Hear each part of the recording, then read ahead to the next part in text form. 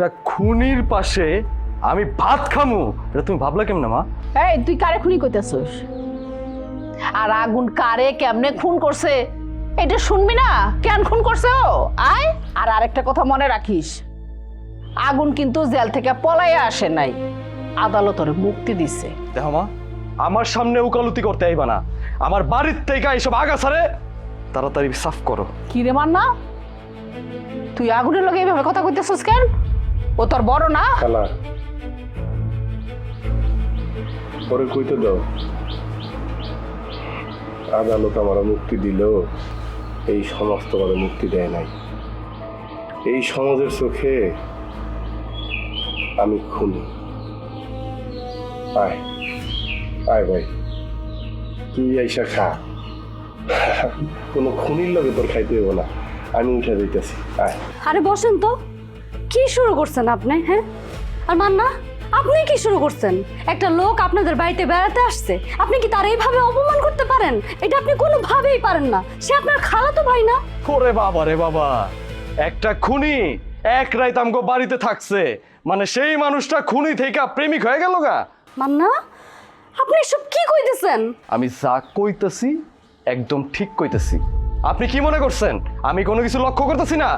গতকাল রাত থেকে দেখতেছি আপনি তার জন্য অনেক বেশি বেশি করতেছেন। আপনি কি মনে করছেন আমি কোনো কিছু বুঝি না? এই তোর কি মাথাটা নষ্ট হয়ে গেছে? কি কইতেছস এগুলা? মা তুমি চুপ করো, একটা কথাও কইবা না, তুমি এইসব বিষয় বুঝবা না। এই মহিলারে আমি খুব ভালো মনে করছিলাম, ঠিক আছে? এই মহিলা যে কত সল সাতুরি জানে এটা আমার বোঝা হয়ে গেছে। তাই? তাহলে মানে আপনি কোন তো, আপনার নিজের মুখেই কোন যে আমি আসলে কি, আমি আপনার মুখ থেকেই শুনতে চাই। কি কইবো আমার আপনারে? যখনই দেখছেন আমার বড় ভাই জেলখানা থেকে বাইরে পারতেছে না, তখন এই খুনির লগে আপনি ভাব জমানো শুরু করছেন। মান্না আপনি আমার এইভাবে কথা কইতে পারলেন? হয় এইভাবে কইছি, এইভাবে আমি কইছি আর কমই তো কইছি। আপনি যদি এই বেহায়াপানা বন্ধ না করেন এর পরিণাম কিন্তু ভয়াবহ হইব। মান্না, কথাটা তুই ঠিক করছ নাই।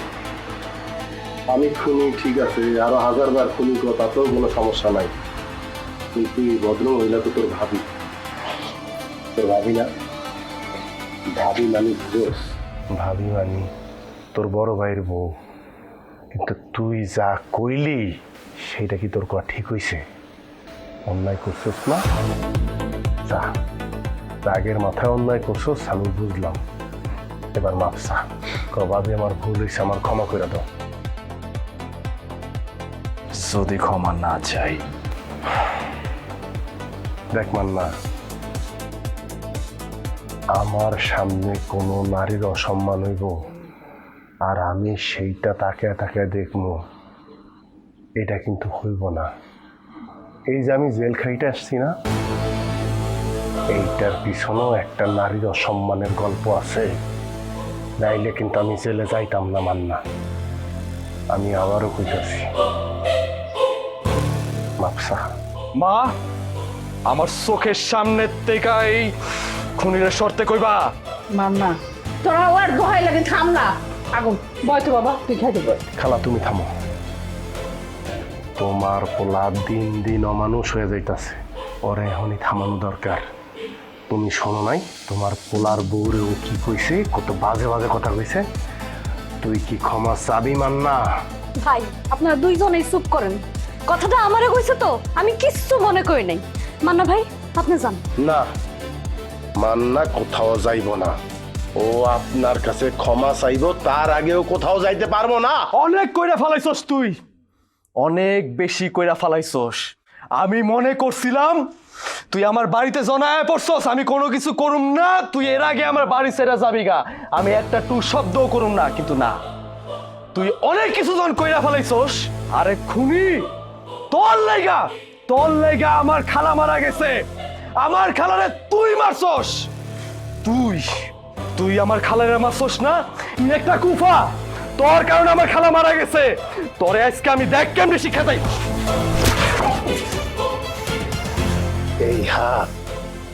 এই হাত জেল খাটা হাত। দিনের পর দিন, রাইতের পর রাইত আমি জেলের শিখ দইরা দাঁড়াইছিলাম। আমি খুনি, কিন্তু আমি কোনো মানুষ খুন করি নাই, আমি মানুষ খুন করি না। আমার মা আমার দুনিয়া ছিল, কোন সন্তান তার মারে খুন করতে পারে না। তোর আজকে আমি